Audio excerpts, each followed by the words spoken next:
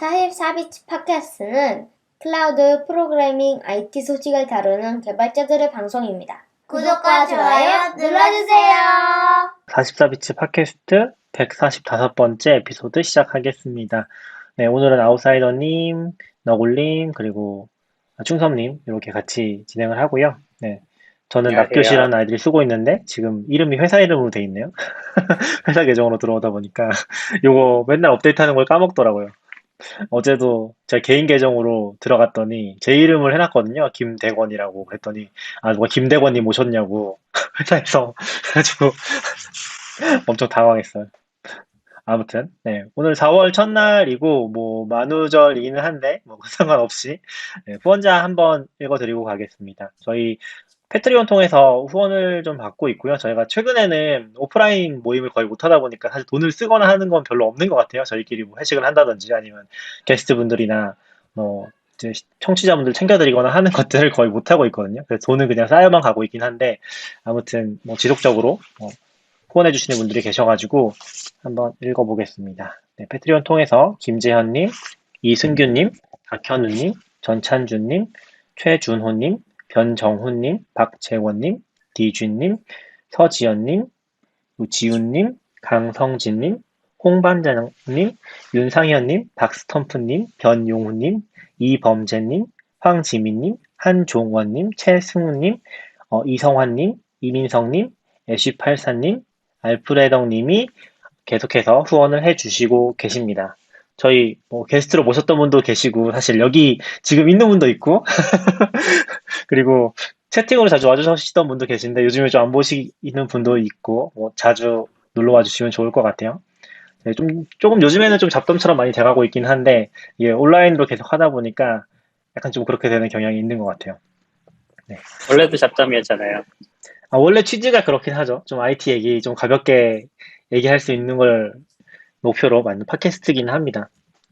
그래서 꾸준히 계속 좀 해보려고 노력하고 있고요. 저희가 공지를 따로 하진 않았는데, 계속 이제 좀 닥쳐서 준비를 하다 보니까, 이제는 좀 일정을 잡아서 해보려고 좀 노력을 해보고 있어요. 그래서 가능하면은 수요일이나 금요일 이렇게 돌아가면서 라이브를 계속 할 것 같거든요. 그리고 아마 다음 주에는 또 게스트분도 모시고 이야기 할 것 같아서, 이따 해주시나요? 너굴님? 하시죠. 네. 네네. 그렇게 게스트 소개도 이따 좀 진행을 하겠습니다. 네, 그럼 오늘 이야기 넘어가서 바로 진행하도록 하겠습니다. 오늘 이 주제 어떻게 진행을 할까요? 지금 오늘 되게 많은 소식들이 쌓여 있던데, 이번 주에. 누가 얘기해 주시나요?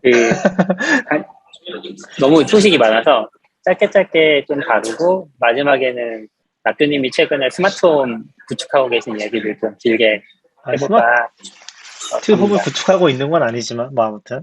네네. 지금 맨 위에 뭐 맥스튜디오 요거 이제 한국 구입이 가능해진 거예요? 네네. 아싸님이 오늘- 방금 전에 해보셨는데 오늘 열렸나 본데요? 음, 생각보다 빨리 열린 거 아니에요, 그러면? 아닌가? 그렇죠. 생각보다 빨리 열렸는데 생각보다는 배송은 느리네요. 지금 하면 언제든 도착해요. 여기 사이트에는 도착 4월 25일부터 5월 2일까지라고 되어 있거든요. 네. 근데 주문 완료하면 출고가 6월 17일부터 7월 1일로 나와요. 주문하신 거예요? 네, 그러네요. 지금. 사양을 어떤 걸로 하셨어요? 저요? 저는 울트라까지는 필요 없어서 맥스에 64GB 램이요. 이왕 하시는 거 한번 울트라로 원래 좀 가보셔야 되는 거 아니에요? 너무 비싼 것 같아요. 뭐 또 나오겠죠, 그 다음 거. 이거 좀 자세히 계속 나오죠. 얘기하기는 부담스러울 수 있지만 약간 시발 비용 같은 건가요? 한때 유행하던. 약간 그런 것 같아요. 원래 그거 뭐지? 맥미니를 쓰셨잖아요. 사실상 네. 거의 비슷한 거죠. 이게 맥스튜디오를 쓴다는 거는 이제 맥미니 업그레이드 버전 같은 느낌이라고 이해하면 되는 거죠. 네, 업그레이드 버전인데 어떻게 비슷하죠? 네, 뉴 그렇긴 하죠. 라인업인데요. 완전 좋은 버전이긴 하죠. 모니터는 어떻게 하세요, 그러면? 모니터는 지금 그냥 2개 있는데 별로 좋지는 않은데 음, 그냥 저는 애플 모니터는 너무 비싸서 안 될 것 같고, 네, 나중에 그냥 따로 모니터 바꾸거나 할 것 같아요. 네, 지금 일단 요거 좀 긴급한 소식이라고 해야 되나? 지금 진행 중인 거라서 뭐 사시려고 했던 분들은 바로 가서 사시는 게 지금 한 10명 정도 듣고 계시는데 혹시 관심 있으셨던 분들은 지금 가서 사야지 6월에나 받을 수 있다고 합니다. 아마 밀리면 6월 더 말. 늦어질 수 있어서 네, 6월 말에나 받을 수 있다고 합니다. 네, 네. 최고 사양 업그레이드 하면 1137만 8천 원? 그래도 싼 거 아니에요? 그 정도면? 아, 사양에 비해선 싼 거죠. 네. 성능에 비해서는. 전에 뭐 좀 결이 다르긴 한데 맥 프로는 막 3천만 원, 4천만 원 이랬으니까 아, 그 원형 통 말씀하시는 거죠? 아니요. 그 다음 새로 나온 거. 아, 원통 다음 은색. 모델. 네, 데스크탑처럼 생긴 거. 은색으로. 네. 그것도 사고 근데 또 보면은 유튜브 보니까 그때 사셨던 분들이 좀 후회하지 않을까 했는데 그때 사셨던 분들이 또 사시는 것 같더라고요. 원래 뭐 그런 거죠. 눈물을 머금고 또 사시는 것 같더라고요. 아무튼 이것도 뭐 오면은 성능이 얼마나 좋은지 한번 소개해 주세요. 기대되네요. 기대됩니다. 지금 그래도 진짜 그게 엄청난, 그러게. 맥 스튜디오가 지금 그러니까 애플 실리콘 맥 세대에선 제일 좋은 거잖아요. 그쵸? 그쵸. 울트라를 꼽으면 제일 좋죠. 아니면 프로랑 똑같은 건가요? 그쵸? 맥스니까 똑같겠죠. 근데 네. 아마 그래도 노트북은 아니니까 스로틀이나 이런 거에서 훨씬 더 유리하지 않을까 싶긴 한데 성능 뽑아낼 때 그런 거 그렇지 궁금하긴 하네요. 않을까요? 네. 그때 봤을 때는 여기 절반 위에는 다 펜인 것 같더라고요. 아, 그래서 그럼 그런 특히 거는 더 그렇겠네요. 좀 좋지 않을까? 사실 아, 지금 M1도 크게 불만은 없었는데요. 확실히 램이 16이니까 조금 가끔 답답할 때가 조금 있긴 하더라고요. 그쵸. 저도 네. 지금 맥북 에어를 쓰거든요. 그럼 쓰면은 이제 아마 다들 비슷할 것 같은데 저희는 그 뭐죠? 그 이름이 뭐지? 시스템이 아니라 갑자기 기억이 안 나네. 그 현재 CPU랑 메모리 보는 그 프로그램 이름 뭐죠? 활성화 상태. 모니터링. 활성 아, 상태 네. 보기. 모니터링 네. 말고요. 활성 상태 보기 앱 액티비티 있잖아요. 모니터. 네네, 네. 액티비티 모니터. 그게 있는데, 저도 이거를 계속 보거든요. 가끔씩 컴퓨터 느려진다든지, 네. 아니면은 뭐 궁금해서 보는데, 이게 아무래도 앱마다 다르다 보니까 메모리 누수가 있는 앱들이 있는 것 같아요. 제가 지금 일기장으로 다이어리라는 걸 쓰거든요. DIARLY라는 앱을 써요. 요게 뭐 따로 소개했었는지 모르겠는데, 베어랑 되게 비슷한 에디터를 가지고 있는데, 데이원처럼 일지를 쓰는 앱이거든요. 그 되게 좋아하는 앱인데, 얘를 한 달 정도 켜놓으면은 메모리가 꽉 차 있더라고요. 거의 16기가 이렇게 꽉 어, 차 있어가지고, 뭔가 좀 무겁다 싶을 때 보면은 이게 쭉 계속 날마다 늘어나가지고 처음엔 되게 작다가 지금도 보니까 4기가 차고 있거든요. 근데 아마 한 달 지나면 한 15기가, 30기가 돼 있을, 30기가 아니지, 16기가 돼 있을 것 같아요, 거의. 그러면 좀 버벅이기 시작하더라고요. 그래서 약간 메모리 누수 있는 앱들이 이런 거에서 좀 16기가 좀 그게 부담스럽긴 하더라고요. 물론 64기가 된다고 해결되는 건 아닌데, 그렇죠. 원래 맥 쓰면 조금 뭐 그런 거 좀 신경 쓰긴 해야 되니까요. 컴퓨터 쓰면. 근데 뭐 M1 쓰면서 맥미니 쓰면서 여태까지 별로 불만은 없었는데 거의. 음, 네. 그래서 원래도 바꿀 생각이 좀 없다가 시발 비용이 갑자기 증가하면서 해야 되겠다가 하고 나니까 그 액티비티 모니터를 거의 매일 본 것 같아요. 메모리가 꽉 차는데? CPU가 좀 부족한 것 같은데? 막 이런. 얘 왜 응답 없음 됐지? 막 이런 걸 자꾸 보게 되는 것 같아요. 약간 합리화 과정을 괜찮은 것 같은데요. 저도 그걸 보면은 이제 메모리 16기가로 부족한가? 그런 생각 들긴 하더라고요. 지금 16기가가 맞나? 맥북 에어도 16기가 저네 16기가네요. 네. 네. 저는 아직 빅서구나. 이건, 업데이트도 안 했네. 네. 그 맥으로 동영상 잘 안 보긴 하는데, 얼마 전에도 그 유니버설 컨트롤 이제 모니터도 연결할 수 있잖아요. 네. 근데 네네네. LG TV는 애플 그게 되거든요. 에어플레이가. 그래가지고, 동영상 뭐 볼 게 있어가지고, 그걸로 연결해서 TV에 딱 트니까, TV가 크기가 커서 그런지, 맥미니가 엄청 죽으려고 하는 거예요. 약간 컴퓨터를 쓰기 어려울 아, 정도로. 그때 마음을 먹었죠. 아, 안 돼. 사야 돼. 필요하구나. 이거 나에게. 좋은 선택인 것 네, 같습니다. 맥스튜디오 오면 또 후기를 듣도록 하고, 네. 다음으로는 이번 주에 새로 나온 기술들 좀 이야기해 보려고 하는데, 리액트 18 버전인 메이저 버전이 리리즈됐네요. 네. 네, 이거 드디어 나왔네요.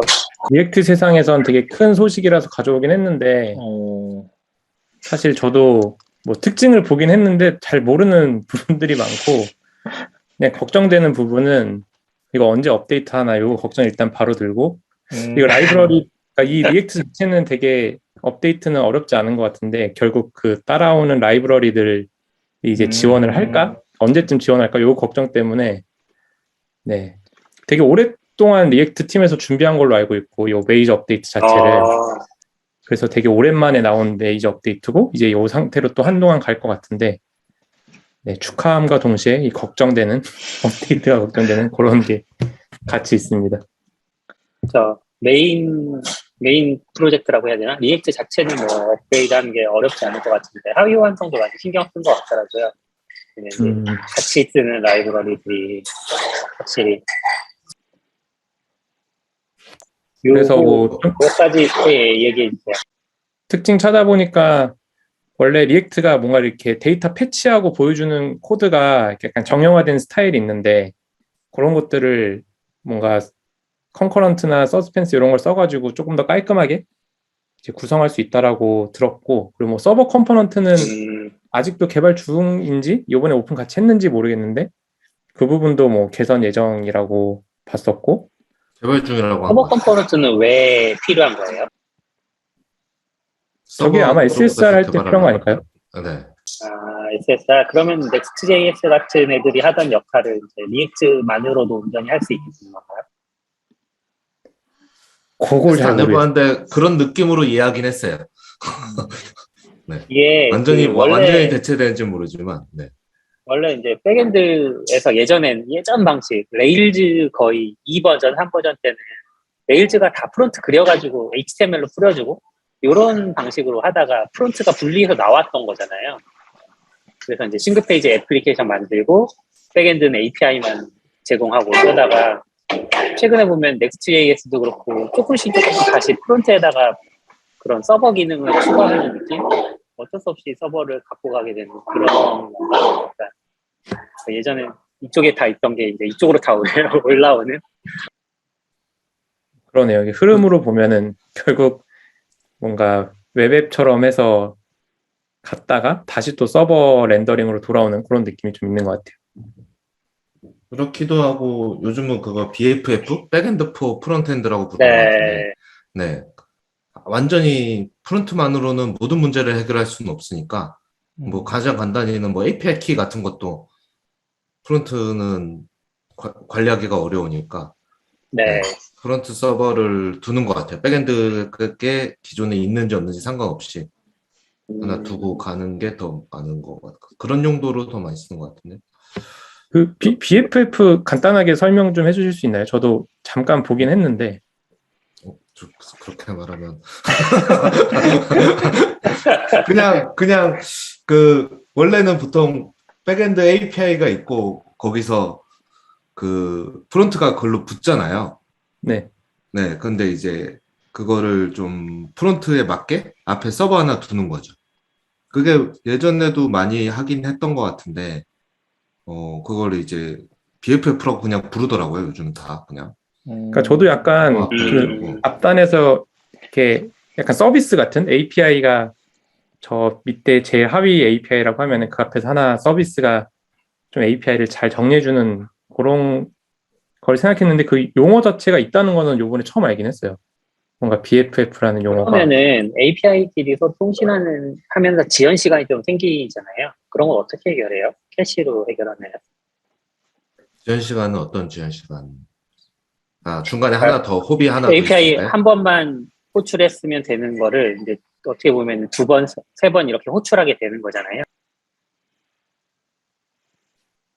근데 그러니까 호비 하나 추가되긴 하는데 결국에 API 자체가 성능이 빠르면 물론 뭐 성능이 다르면 네, 성능이 크리티컬한 애플리케이션 같은 경우는 좀 이슈가 있을 수는 있겠지만 일반적인 웹 애플리케이션 정도면 커버되는 것 같아요. 네.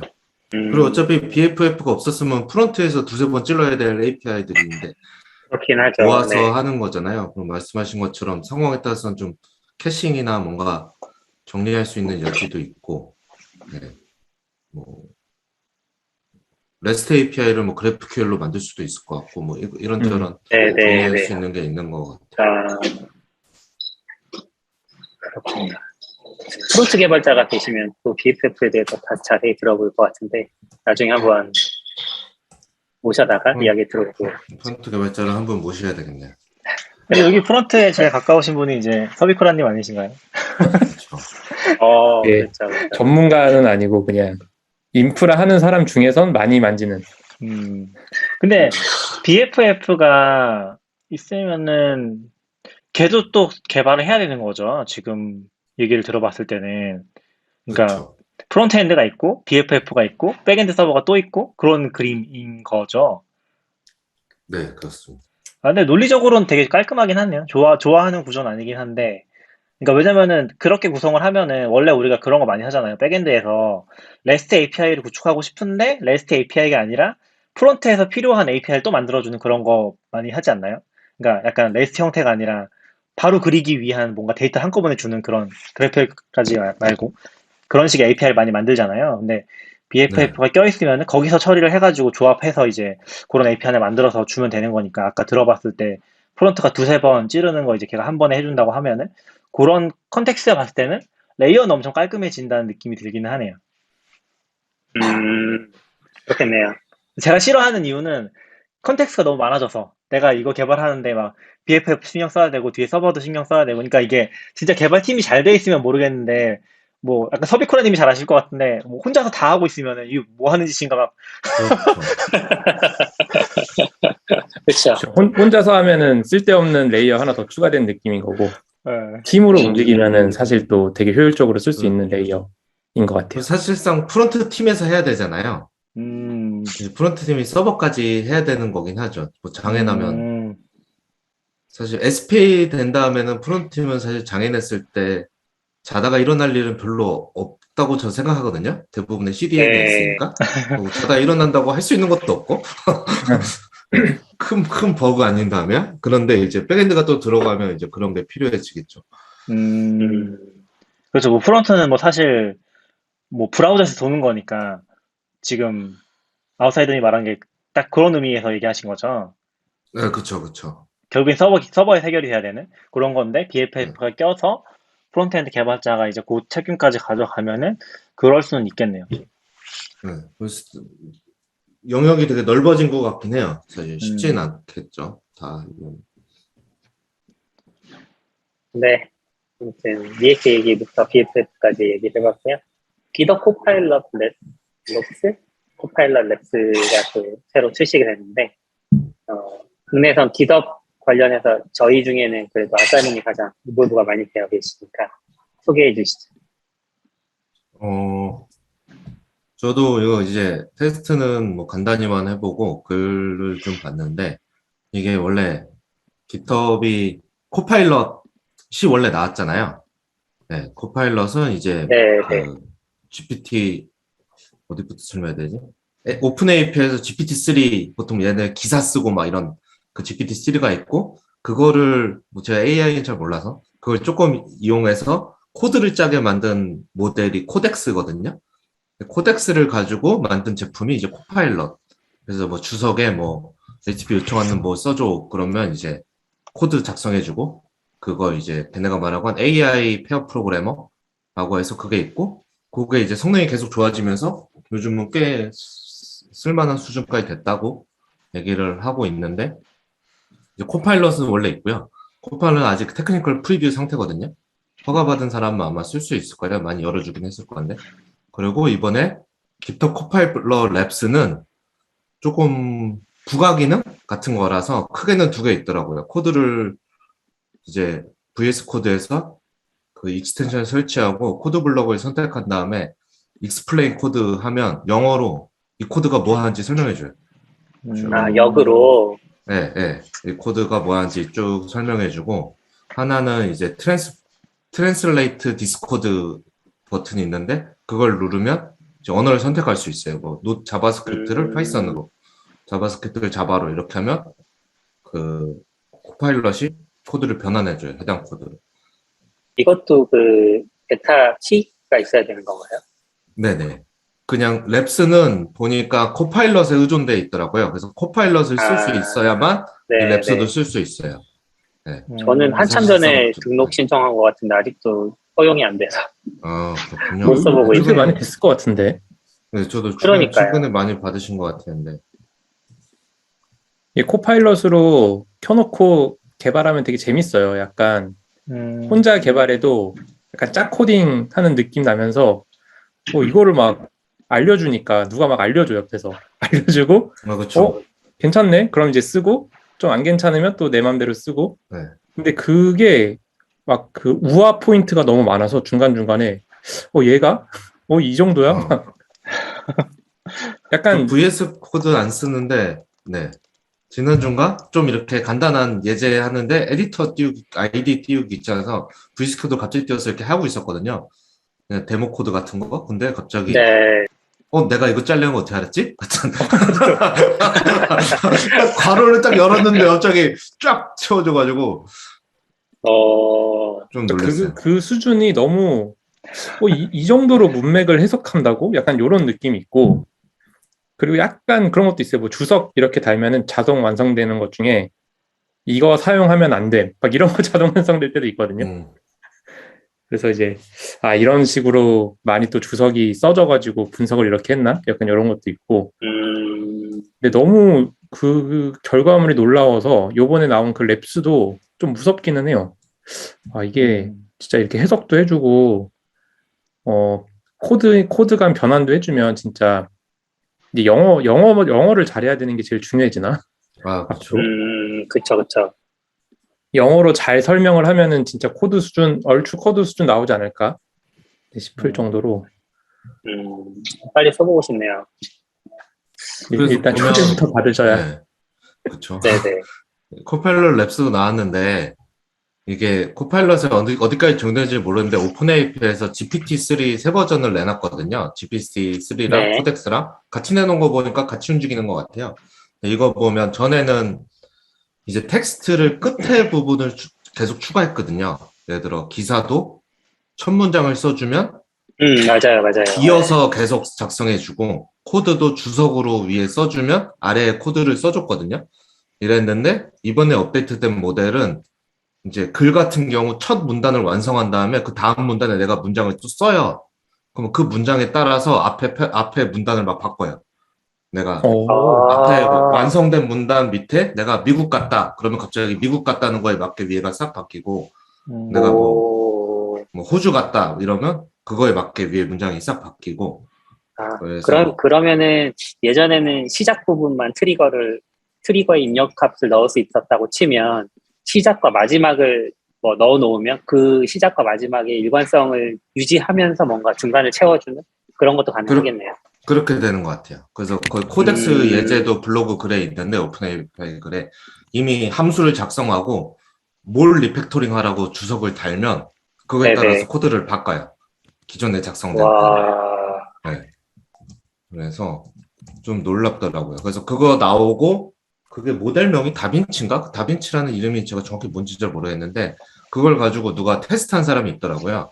네. 그 새 모델을 가지고 오픈API를 써서 자연어로만 게임을 만드는 거예요. 무슨 뭐 간단한 거 이제 뭐 매트릭스 해가지고 B처럼 내리는데 텍스트 알파벳 캐릭터로 B처럼 내려 이렇게 하면 자바스크립트 코드랑 CS 코드 짜줘서 이렇게 내려오고 진짜 그런 B처럼 게임을 와.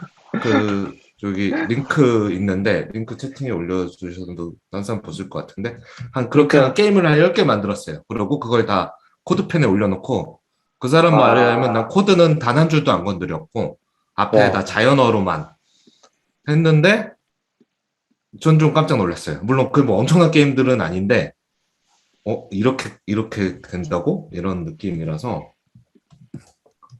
링크 있으시면 그 예제를 다 슬랙으로 주세요. 제가 올릴게요. 거기 저희 노트에 써 있어요. 아, Building 네네네. Games Apps Entirely. 알겠습니다. 그래. 영어를 잘 가르쳐야겠다. 네, 영어가 그렇죠. 기승전 영어가 되는. 음. 네, 한편 우리가 여기 이제 인프라 좋아하시는 분들 계시니까 도커를 되게 좋아하는 사람들이 없잖아요. 도커를 만들었던 솔로몬 하이크가 재작년인가 퇴사했던 거 같은데 나와서 바로 팀을 새로 하나 만들었는데 그 팀이 얼마 전에 며칠 전에 대거.io를 공식 발표가 맞나요? 발표했죠. 공식 맞는 것 같아요. 그 전까지는 다 프라이빗이랑 이렇게 클로즈로 예. 진행했었다가 오픈한 건 처음인 것 같아요. 대거.io는 뭔지 충성님 한번 설명해 주실까요? 저도 그냥 러프하게만 봤는데 저는 그 클로즈 할 때 초대 이렇게 보냈는데 답장이 결국 안 왔어요. 그래서 사실 못 받고. 그래요? 저는 받았었는데. 진짜요? 네. 이게 뭐지? 트위터에서 요청. 차별하는 포인트가 있나? 그래서 잘 트위터 팔로워. I'm your fan 뭐 이런 거 써줘야죠. 제가 그걸 안 썼어요. 그러네. 그 차이가 있었네. 그래서 봤을 때 특이한 게 써보셨어요? 써보진 않고 그냥 구경만 했어요. 처음에는 뭐 만든지도 말 안 해줬거든요. 나 그냥 뭐 좀 재미난 거 이제 해보려고. 근데 관심 있어? 이러니까 관심 있죠. 근데 가고 이런 거 만드는구나. 그냥 네 이렇게 하고 저희 회사에도 같이 그때 초대받은 그분이 알려줘서 전 들어갔거든요. 거기 그러니까 댓글에 신청한 거였거든요. 그래서 그분하고 같이 이런 거 만드는구나. 이런 기반이구나. 뭐 이런 거 보고 있었어요. 제일 특이했던 거는 CU이라는 언어를 쓰는 게 제일 특이하긴 했었어요. 무슨 언어예요? 그러니까 제이슨 같은 뭐 야물 같은 거 하고 뭐 인프라 하시는 분은 알겠지만 야물 지옥에 빠지게 되잖아요, 점점. 그쵸.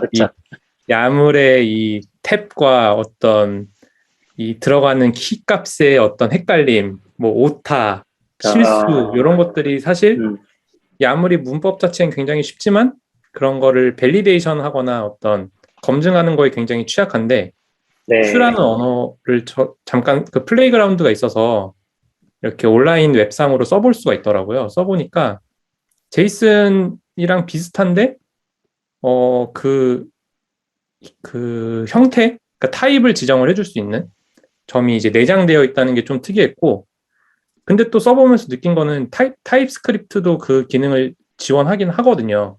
그러니까 타입스크립트가 기본적으로 소스 코드를 이렇게 타입 체킹을 해주지만 요새는 제이슨도 그 위에 주석 이렇게 달아주면은 이 제이슨 형태가 그 타입스크립트에 정의된 인터페이스처럼 되어 있는지를 해주는 게 있어가지고 예를 들면 이제 뭐 Next.js 같은 설정 파일이 제이슨으로 한다 그러면 이미 그 형태는 정해져 있으니까 그 위에 이렇게 주석 한 줄 쳐주면은 그 밑에 있는 제이슨이 그 타입스크립트 형태에 맞는지 체크해주는 이런 거가 있긴 해서 그런 거를 뭔가 언어 차원에서 이렇게 잘 집어넣고, 그러니까 그리고 제이슨이랑 비슷한데 제이슨을 최적화하려고 노력한 좀 고민이 보여요.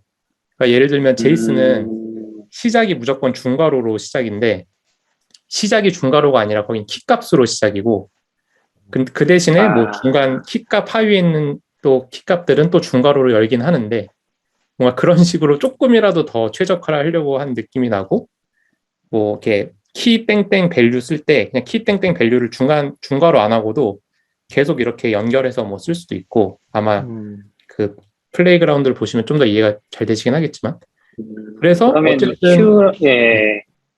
그런 타입 체킹 해준다는 것 자체가 되어 있다는 게 인프라하고 관리할 때는 편하긴 할 것 같다. 근데 사실 안 써봐선 잘 모르겠다. 일단 그 정도. Q라는 언어를 사용해서 대거가 또 다른 일을 하는 거예요? Q는 이제 스펙 정의하고 밸리데이션 체크 해주는 역할만 해주고 그걸 이용을 해서 이제 약간 뭐라 그러지? 좀 CI 중립적인 그 빌드 스크립트를 만들어주는 것 같아요. 그래서 뭐 예제로 되어 있는 게 GitHub 액션에서 요 대거를 이용을 해서 GitHub 액션을 돌리거든요. 그러니까 원래 GitHub 액션에 빌드하려고 그러면 사실 그 GitHub 액션에 있는 도커 빌드 템플릿 보통 받아가지고 약간 설정한 다음에 많이 사용을 하는데, 그쵸. 그거를 뭐 젠킨스에서는 못 쓰는 거고, 뭐 서클 CI에서는 못 쓰는 건데, 요 대거를 쓰면은 같은 코드를 이제 GitHub 액션에서 또 대거 러너가 또 있더라고요. 그래서 거기다가 넣으면 아, 이제 빌드가 되고, 또 그거를 그대로 뭐 서클 CI에 넣으면 또 돌고, 그거를 좀 목표로 잡은 게 아닐까? 그러니까 요새 CI들이 되게 많아지는데 항상 네네. 옮길 때마다 그런 게 걱정인데, 그런 것들을 좀 해줄 수 있는 것 같은. 대거만 배우면 넌 나머지는 다 그냥 대거 러너에다 띄우면 되니까. 그런 느낌이 있었고, 일단은 또 그 대표 솔로몬 하이크스의 네임 밸류가 너무 커서 그런지 일단 좋아 보이는 게 있어요. 잘 모르지만 그래도 한번 좀 공부를 해보고 싶다 이런 느낌. 근데 그 Q랭은 아까 타입스크립트도 얘기해 주셨지만 그 타입 체킹이 아니라 데이터 밸리데이션도 들어가는 거 아니에요? 아, 맞아요. 데이터 밸리데이션이 그래서 뭐 대표적인 게 뭐 그런 거 있죠. 뭐 이메일 레귤러 익스프레션 같은 것도 샘플로 나와 있고, 네. 그리고 숫자, 뭐 최소값, 최대값 이런 것들까지 해가지고 방금 말씀하신 것처럼 타입 체킹 플러스 실제 데이터까지 다 밸리데이션 해주는. 음.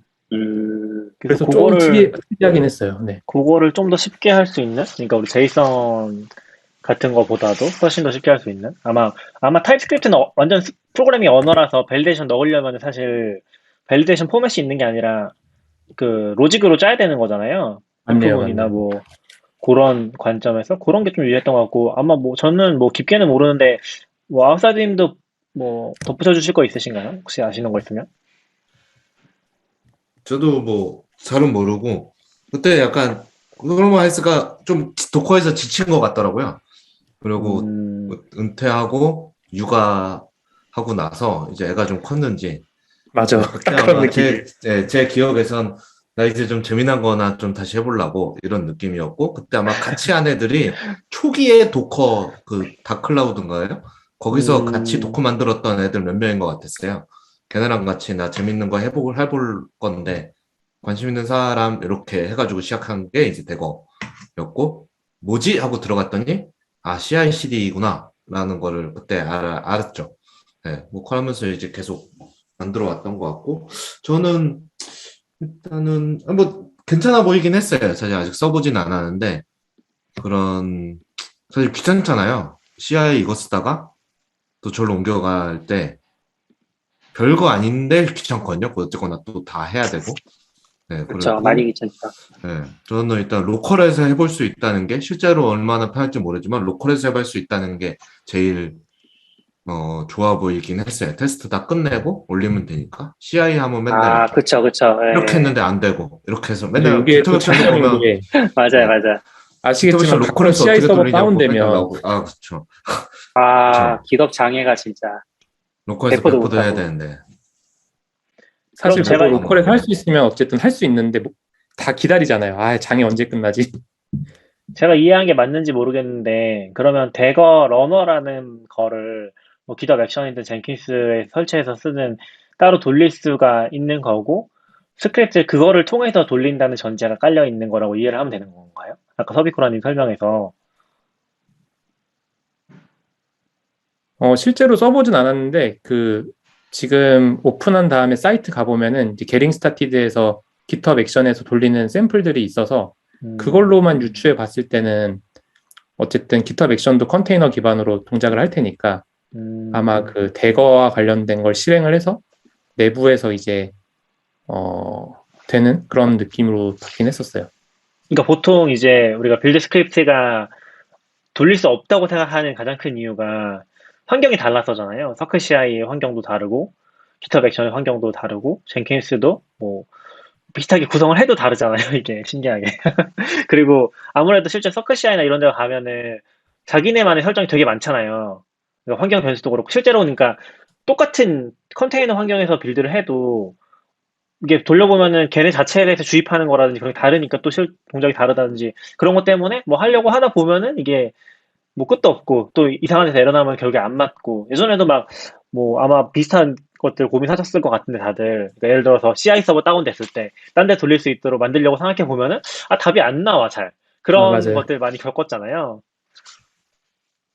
그런 것들 생각해 보면은 뭐 이게 진짜 답이 될 수 있을 것 같기는 해요. 근데 이거 저 잘 기억 안 나는데 사실 깊게 안 봤어서 뭐 아웃사이더님이 잘 아실 것 같긴 한데 그 하시코프에서도 비슷한 거 하지 않았었나요? 웨이포인트. 비슷한 건 아니고 아무튼 네. 그것도 어떤 면에서는 비슷한 부분이 좀 있을 수 있죠. 그러니까, 예. 그는 딱 CD만 담당하고 있긴 한데, 네. CI/CD라기보다는, 네. 약간 느낌에는 웨이포인트는 조금 더 올인원 제품 CD 쪽의 느낌이고, 얘네는 약간 조립할 수 있는 빌딩 블럭에 대한 그 토대를 만들어 놓은 느낌이었어요. 그리고 설명만 봤을 때는 우리 GitHub 액션 써도 다 짜지 않고 딴 사람이 만든 워크플로우 마켓플레이스에도 받아다가 쓰잖아요. 네네. 네. 네. 그런 것처럼 배워가지고 그런 걸 만들어서 커뮤니티가 이렇게 공유할 수 있게 할 것처럼 써놨더라고요. 네, 문서 보면. 네. 예전에는 이런 거 나오면 낙교님이 막 제일 먼저 소개해 주시고 그랬던 것 같은데 어떻게 된 겁니까, 이거? 관심은 많은데 막 직접 해볼 만큼 요새 홈 네트워킹 구축하신다고 지금 이런 거 안 보시고. 그런 건 아니고요. 홈 네트워크? 홈 네트워크 구축하고 있죠. 네. 네, 하여튼 제거 소식 여기까지였고, 그라파나에서 미라는 새로운 시계열 데이터베이스를 하나 내놨더라고요. 네. 이거는 기존에 있던 시계열 데이터베이스랑 어떤 점이 좀 다른 걸까요? 40배 빠르대요, 코텍스보다. 빠르다. 그러니까 저도 근데 이걸 보고, 네. 네네. 잠깐만 얘기를 하면은, 뭐 회사에서 이제 뭐 아웃사이더님이나 회사분 얘기하시는 걸 보니까, 요거 이제 코텍스 기반에서 포크를 해서 만들어진 것 같았고요. 근데 저도 뭐 이쪽 컨텍스트를 잘 몰라서, 텍스가 뭐예요? 기존의 아웃사이더님이 시계열 설명해 주시죠. 데이터베이스. 네, 네. 근데 코텍스는 CNCF에 포함이 되어 있는 프로젝트이긴 하거든요. 그래서 저도 그 관계는 네. 잘 모르겠더라고요. 아웃사이더님이 좀 아시나요? 그 부분은? 근데 이건 그라파나 거거든요. 요거는 그라파나 랩스. 네. 코텍스부터 좀 설명드리면 프로메테우스는 어떻게 보면 쇼텀 스토리지잖아요. 네. 그러다 보고 프로메테우스가 이제 여러 대 있으면 각각 따로 봐야 되거든요. 그걸 어떻게 설명해야 되지? 네. 그러니까 A 서버에 프로메테우스 하나 설치하고 B 서버에 이렇게 하면 이 두 개는 다른 거라서 그래프에서 볼 때 데이터 소스가 다르게 되거든요. 네. 그러면 이걸 합쳐서 보고 싶기도 하고 아니면 근데 한 대가 프로메테우스가 이걸 다 받으려면 얘가 죽어나니까 그래서 생긴 게 리모트 라이트라고 해서 뒤에 스토리지를 두고 여러 프로메테우스가 이로 쏘는 거죠. 그리고 얘만 오래 보관하는 걸 나온 게 이제 코텍스. 제일 유명한 게 코텍스랑 타노스 두 개가 있죠. 네, 코텍스가 있고 그걸 이제 톰 윌키 아저씨가 줄리스 보일즈인가? 그 사람이랑 프로메테우스 만든 사람은 그걸 가지고 코텍스를 둘이 만들었어요. 위브웍스에 있을 때. 지금은 톰 윌키 아저씨는 그라파나에 계시는데 그걸 만들었고 그렇게 만든 코텍스를 CNCF에 기부한 거죠. 네, 기부하고 이제 결국 프로메테우스를 좀 큰 규모로 쓰면 결국은 롱텀 스토리지가 필요할 수밖에 없긴 하더라고요. 한 것 같더라고요. 그렇게 쓰고 있었는데 그거를 포크해서 이제 그라파나 제품을 내놓은 거죠. 히스토리만 보면. 네. 그래서 실질적으로는 뭐 잠깐 슬쩍 얘기하는 거 봤을 때는 뭐 아웃사이더님이랑 회사분이랑 그래서 그게 콜텍스랑 거의 호환은 그러니까 마이그레이션 쉽게 되는 것 같긴 하더라고요. 같은 구조인지는 모르겠는데 뭐 같은 구조겠죠 사실상 그랬으니까 마이그레이션 쉽게 된다고는 하는 것 같았고 그리고 이제 내세우는 거는 이제 훨씬 빠르다고 스케일업 가능한 그런 구조를 내세우는 것 같기는 했어요. 아무튼 그라파나 랩스로 나온 랩스의 제품으로 나온 거죠. 그래서 그 톰 위키라는 분이 TOML 아니지 TGML 이라고 트위터 올린 게 있었거든요. 그 뭐지? LGTM 아니에요? LGTM. LGTM인가? 네, 로키, 그라파나, 템포. 네, 이번에 미미를 네. 뭐라고 하는 거죠? 이거 원래 룩스부트미잖아요. 확인할 때 하는 건데. 네네. 아, 그렇죠. 그래서 LG팀이 완성됐다고. 아, 근데 그 설명에서 구구절절이 써 있긴 한데 사실은 포크한 이유는 딱 보면 하나밖에 없거든요. AGPL로 해놓고 싶었던 거예요. 코텍스가 아파치인 게 싫은 거죠. 왜냐하면 우리 뭐 여기서도 몇 번 얘기했지만 그 클라우드로 서비스할 수 있는 형태의 오픈 소스들이 계속 벤더랑 싸우고 있는 게 있잖아요.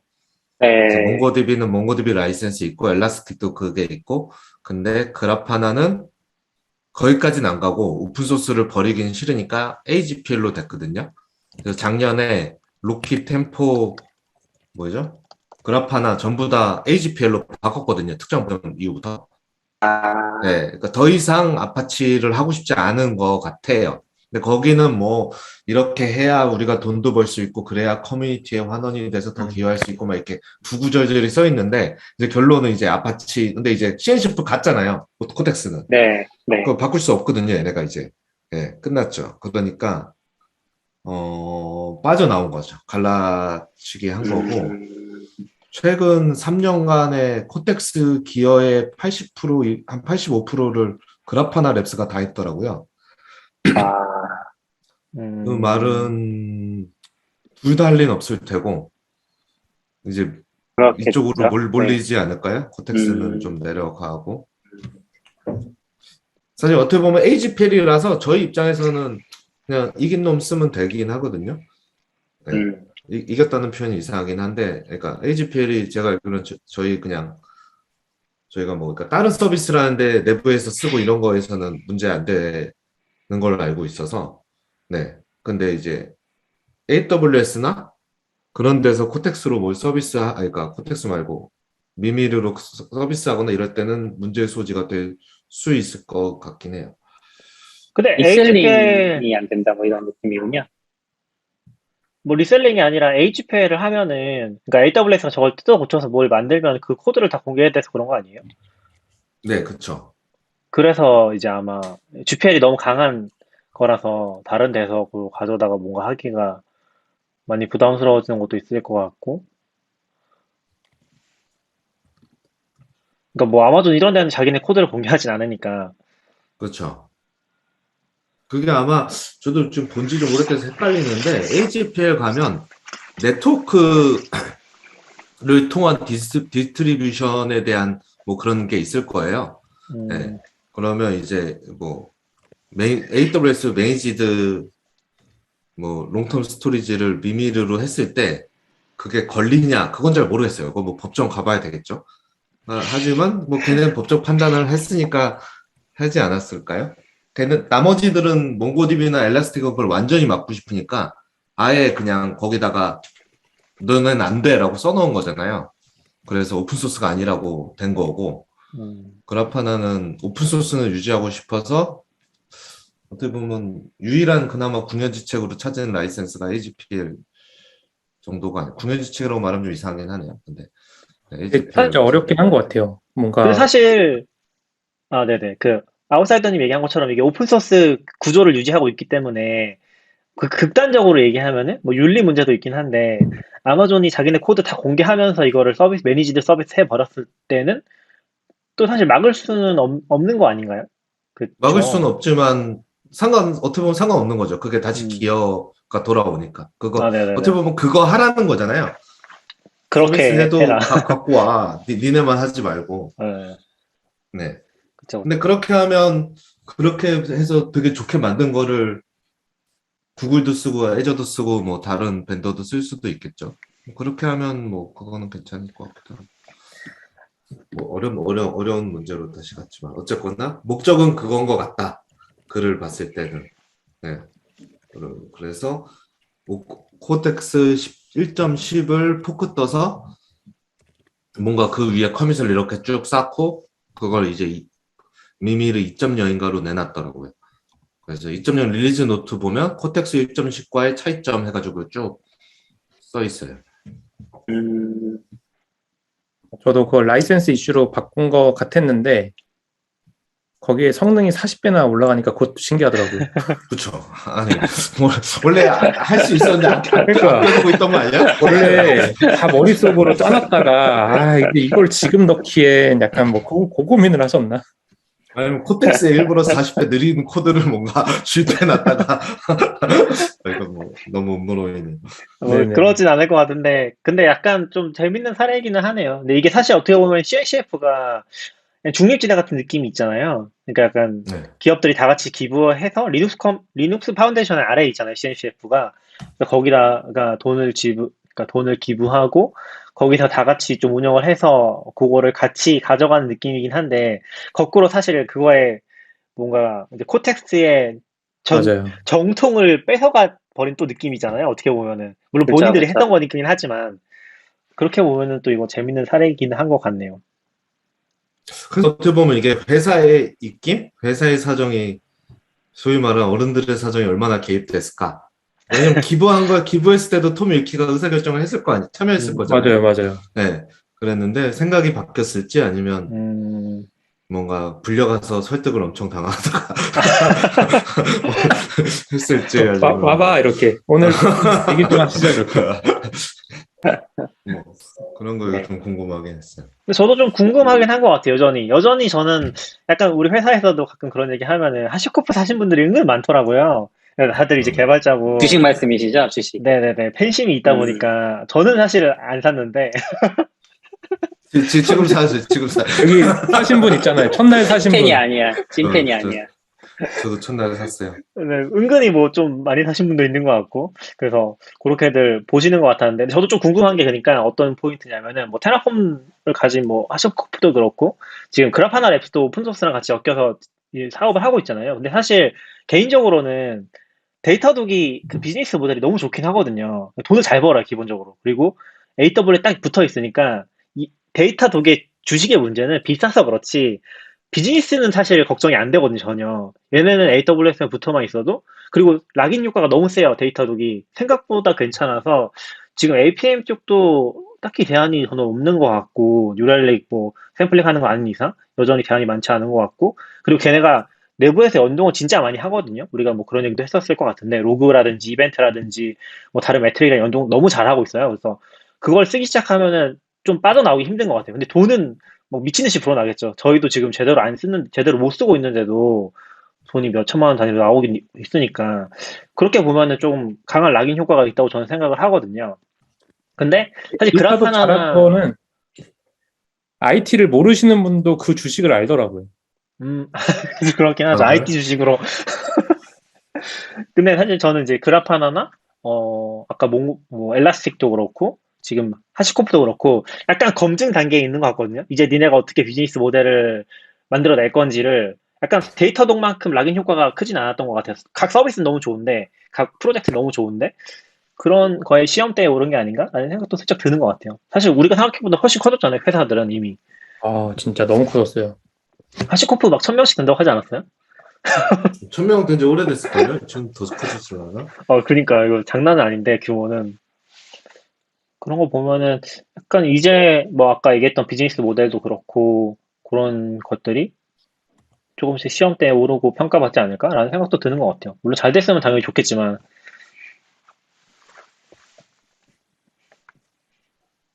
네, 그렇더라고요. 알겠습니다. 단신만 하고 끝날 것 같은데요? 그래?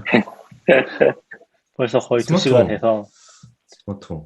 스마트홈 뭐 잠깐 예고만 드리면은 제가 뭐 스마트홈을 네. 구축하고 있는 건 아니고요. 여기 뭐 점점 그렇게 잠깐 되어가고 계신 거 아니에요? 아니 아니, 스마트홈에 관심이 없는데 네스트를 왜 사신 거예요? 그래서 얘기를 할게요. 그러니까 이게 뭐 저번에도 잠깐 뭐 환기 시스템 이런 얘기 했었잖아요. 제가 지금 집에 인테리어를 하고 있는데 그러면서 좀 보고 있었거든요. 근데 사실 거의 다 포기를 했어요. 거의 다 포기를 했고 하고 싶은 마음은 굉장히 컸지만 대부분 포기를 했고 예를 들면은 전동 커튼을 할까 하다가 음. 그냥 가서 닫으면 되지 뭘 굳이 라는 생각이 들었고 그리고 그것도 있거든요. 그 보일러에 네스트 온도 조절대? 그 네스트가 아, 네. 구글이 인수한 회사잖아요. 원래 스마트홈을 하던 데인데 구글이 인수를 해가지고 거기서 나오던 것도 좀 있어가지고 온도 조절계도 같은 것도 있고 그러니까 온도 조절계가 단순히 보일러 온도 조절계가 아니라 걔는 사실 공조 시스템까지 연동을 해가지고 에어컨이랑 이제 난방이랑 다 연동을 해서 그 온도를 맞춰주고 또 학습을 하는 거거든요. 최적의 온도랑 오, 비용도 최적화를 해주는 그런 기능을 다 가지고 있어요. 근데 사실 좀 한국에서 공조까지 쓰는 경우는 거의 없는 것 같고 난방도 공사를 하고 또 그 연동할 수 있는 사람 찾아야 돼가지고 설치가 쉽진 않은 것 같은데 하고 싶었거든요. 근데 이게 또 만약 해도 고장 나면 좀 골치 아플 것 같다. 그런 생각이 들어서 음, 그것도 또 포기를 했죠. 그래서 그게 이제 방식이 아마 그 원래 기계를 뜯어가지고 그 안에 맞아요, 맞아요. 센서랑 연결을 해야 되는 거죠. 그게 우리 아, 저는 지역 난방 있는 쪽으로 가는데 그 온수 올라오는 관이 있잖아요. 거기서 이제 조정을 하잖아요, 자동으로. 그걸 뜯어서 바꾸는 네. 걸로 알고 있어요. 그것까지 아, 바꿔줘야지 연동이 되는 걸로 알고 있어요. 그리고 아마 보일러 컨트롤러 같은 것도 그걸로 연결해서 맞춰야 될 거고. 그래서 사실 조금 간단하진 음, 않은데 해주는 업체가 있긴 하더라고요. 그런 거 좀 해주는 업체가 있긴 하던데 그런 거 조금 부담스러워서 포기를 했고 그나마 해볼 만한 게 도어벨인데 요것도 쉽진 네. 않더라고요. 요것도 사실 한국 규격은 아니라서 쉽진 않은데 요거는 이제 예고편 여기까지 하고 다음 기회에 한번 아, 그래? 네, 다음에 다음에 얘기하는 거 언제 아니에요? 하죠? 다음에 언제 해요? 다다음 주? 못할 것 같은데. 네. 다다음 주쯤? 그래서 지금 그거를 설치할 수 있는지만 슬쩍 가서 집에 가서 보고 왔고 지금 그것도 중고로 샀어요. 사실 구글이 좀 골치 아픈 게 구글 제품이 직구하기가 좀 힘들거든요. 그 직구가 바로 안 돼요. 그 구글 스토어 홈이 있잖아요. 거기 가면 이제 구글 네. 스피커도 팔고 그런데 그거의 해외 사이트에서는 배대지로 신청을 하면 거의 취소를 한대요. 그래서 주문이 좀 힘든 상태고 그래서 구매할 수 있는 음, 방법이 보통 이베이에 올라오는 거 있을 때 그런 걸 이용하는데 그것도 귀찮아서 어, 찾아보니까 중고나라에 올라온 게 하나 있더라고요. 네스트 도어벨이. 오, 근데 그것도 한 네. 2개월 전에 올라왔던 건데 채팅을 걸어보니까 음, 살 수 있다고 해가지고 바로 여의도 가가지고 그거 하나 사가지고 와, 왔어요. 열심히시네. 근데 그러니까 제가 이제 그 스테이폴리오라는 서비스도 관여를 하고 있어가지고 네. 거기서도 이제 새로 만드는 집에 이제 IoT 관련된 기기를 많이 넣거든요. 아, 그래서 테스트를 좋다. 많이 해봤는데 그런 컨설팅도 네스트 하시는 거예요? 컨설팅이라기보다는 저희가 직접 운영하는 모델이 있고 이렇게 직접 네, 운영하는 모델 모델에는 자체가 이제 그런 다르더라고요. IoT도 한다. 근데 음, 이제 네스트는 딱 그 미국 음, 방금 말씀하신 것처럼 국내에서는 이제 불가능하니까 그게 안 네. 되고 그래서 무슨 계정이랑 뭐 그러니까 예를 들어 구글 계정 그 애플 로그인할 때 계정 바꾸는 것처럼 음, 뭔가 미국 설정으로 하지 않으면 안 돼서 실제로 그 네스트 이렇게 관리하는 콘솔 들어가면 되게 예쁘게 막 날씨도 나오고 하거든요. 근데 음. 그게 날씨가 지금 음, 한국 날씨를 설정을 애초에 못 하니까 그런 게 뭔가 다 반쪽다리처럼 될 수밖에 없는 거죠. 맞아요, 맞아요. 맞아요. 저 네스트 웨더 샀었거든요. 지금은 안 쓰고 이제 처박혀 있기는 한데, 네스트 웨더에서도 미세먼지 농도가 나와요. 근데 우리나라는 안 나와요. 그 맞아요. 기계가 우리나라에 있으면 안 나오더라고요. 그래서 좀 음, 아쉬웠어요. 다음에 서비크라님 그래서 오실 때 한번 같이 얘기해야겠네요. 그 네네. 좋아요. 혹시 피바로 이런 것도 알아보셨어요? 티바로? 피바로. 피바로. 피바로는 그것 때문에 알아봤었어요. 피바로를 쓰면은, 그러니까 우리 전등 스위치 자동화 할 때, 그거를, 이게 자체가 스위치를 전동화하는 게 아니라, 그러니까 뭐라고 하지? 스위치가 IoT로 나오는 게 있잖아요. 그걸 안 쓰고, 네. 피바로에서 나오는 모듈을 그 안에 심으면은, 중간에서 이제 조정해 줄 수 있는. 근데 중성선이 필요하긴 하더라고. 그것 때문에 피바로를 그때 처음 음, 듣긴 했었어요. 그나마 피바로가 제일 좋다고 해가지고. 근데 그것도 거의 맞아요. 포기하긴 했어요. 다 그거 포기했다, 저. 조금 노력하시면 될 것 같은데. 그래서 제가 지금 얘기해놨었거든요. 거실이랑 안방은 스위치 뒤쪽으로 중성선 좀 뽑아달라고 얘기했었거든요. 근데 사실 뭐 음, 뽑았는지 안 뽑았는지 확인은 안 했어요. 그래서 돼 있으면 나중에 해보려고. 중선선이라는 게 접지선이에요? 접지선은 아니고 실제 전기 들어오는 선이긴 하거든요. 어, 그래요? 그러니까 원래 IoT 음, 하시는 분들은 많이 들으셨을 텐데 그게 일반 스위치는 끄면 완전 오프가 돼버리잖아요. 네. 그래서 그거 안 꺼지게 그냥 계속 켜놓게 하는 연결선이 따로 아, 나오거든요. 아, 근데 그거를 뭐 최소한 인테리어 공사할 때는 뽑아야 돼요. 그러니까 집 공사할 때나 음, 인테리어 공사할 때는 뽑아줘야지 스위치까지 그게 네. 들어와야지 쓸 수 있는데 이제 그게 안 뽑혀 있으면은 온으로 해놓고 쓰는 그런 것도 있다고 듣긴 했었는데 잘은 모르겠는데 아무튼 있어야 좀 편한 그런 것 같았어요. 그리고 해외에서 나오는 웬간한 애들은 다 그걸 전제로 좀 하고 있어요. IoT 모듈이. 조명은 혹시 필립스 휴 이런 걸로 안 하셨어요? 아, 그런 거 하지 않았습니다. 왜요? 그게 제일 편할 텐데 이렇게, 그렇죠. 이렇게 자기 전에 앱으로 톡 치면 꺼지고. 그냥 이제 그냥 걸어가서 끄고 올려.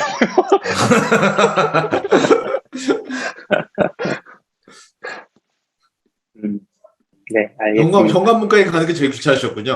도어벨이. 그치. 그 얘기 다음에 제가 할게요. 그거 왜 네. 찾아갔는지 네, 다음에 네. 한번. 낙교님 얘기도 다음에 한번 들어보고. 이런 예고편으로 하는 원래 식이 있었어요? 없었는데 말이죠. 시간이 지금 많지 네. 않아서 벌써 2시라서. 네. 다음 주 예고 하나 하고 끝낼게요. 다음 주에는 그 하스스톤 게임 아시죠? 그 네네. 카드 게임인데 카드 게임. 모바일에서 그 게임을 뭐라고 해야 될까? 로제타 스톤이라는 프로젝트 만드신 분이 계세요. 그래서 AI로 그 대전을 해볼 수 있는 그런 거 같은데 아싸님 좀 자세히 알고 계신가요? 자세한 건 이게 광고 아닌가요? 네. 자세한 건 다음 주에 들어야죠. 그러시죠. 어쨌든 그 하스스톤 게임과 관련해서 AI 프로젝트 오픈소스로 5년 정도 하고 계시는 분을 모셔서 와. 하스스톤 얘기도 들어보고 AI와 그리고 또 오픈소스 프로젝트 운영 오랫동안 하셨던 이야기들 들어보려고 합니다. 네, 다음 주 금요일이죠? 수요일이죠? 수요일입니다. 다음 네, 주 다음 주 수요일에 수요일. 같이 이야기해 보겠습니다. 제 아내가 하스스톤 되게 좋아하거든요. 하스스톤 되게 열심히 하는데. 저는 하스스톤 말고 매직 출연하시나요? 팔아서 출연하지 않습니다. 한번 그 물어봐야겠네요. 로제타 스톤 한번 해주세요. 아내분한테. 네네. 그러니까 아마 로제타 스톤은 모르겠고 덱 트래커 이런 거는 많이 쓰더라고요. 그러니까 내가 뭘 냈는지를 추적하는 그런 프로그램이 있거든요. 네. 그러니까 왜냐면 내가 덱은 있는데 뭘 냈는지 모르면은 뭐가 남았는지 모르잖아요. 그쵸. 그런 거는 좀 많이 쓰시는 것 같더라고요. 그런 트래커는. 쓰시는 분이 직접 오셔서 얘기를 같이 나눠야 될 것 같은데. 아니요. 그러게. 게이머가 오셔야 되는데. 안 좋아할 것 같아요. 아내가 맨날 저한테 같이 하자고 하는데, 저는 이제 바쁘다고 안 하거든요. 같이 해주세요. 네, 한번 해주세요. 원래 이렇게 오고 가는 게 있어요. 돈도 은근히 많이 쓰고. 유과금 유저시구나. 그게 하스스톤은 무과금으로 할 수가 없어요. 무과금으로 했었던 1인이 있습니다, 여기. 아니에요. 못해요. 그 시즌으로 나오는 카드를 다 사야 돼요, 사실. 걔네도. 그냥 즐기는 용도로 하는 거죠. 다 살 필요 그러면 없습니다. 이제, 그거는 진짜 맛보기만 하는 거라니까요. 그렇긴 하죠. 네. 아무튼, 하스톤 좋아하시는 분들은 다음 주 기대해 주시고. 그럼 오늘 방송 여기서 마치겠습니다. 네, 다들 들어줘서 감사합니다. 들어주셔서 감사합니다. 수고하셨어요. 수고하셨습니다.